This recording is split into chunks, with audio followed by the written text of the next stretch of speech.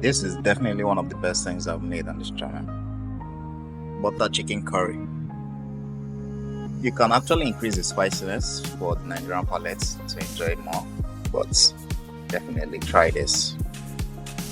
In my opinion, the key to this dish is the juicy chicken, and to achieve this, you should definitely marinate overnight.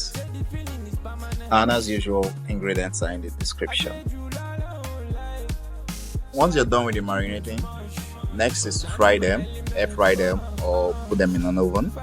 Basically, just give them color. You don't have to cook them through because your fry is to cook them at the end. Depends on how you like your chicken.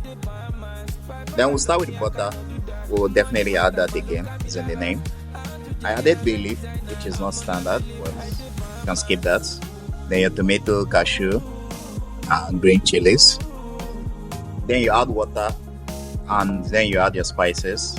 You should definitely taste along the way to know the amount you add, especially with the chili.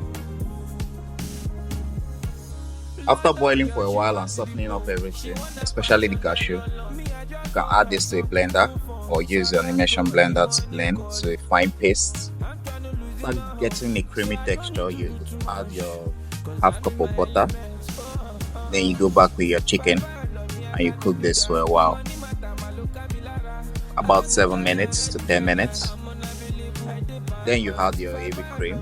Simmer for a while. At this point you can taste and adjust for seasoning. And your sauce is done. So what to eat with? A very good option is rice, especially in Nigeria, or bread. But I had time, so I decided to make naan and try that with it. And I think the best option is definitely naan. The naan was amazing. But try with bread, especially bread. Maybe rice. Don't forget to subscribe, please.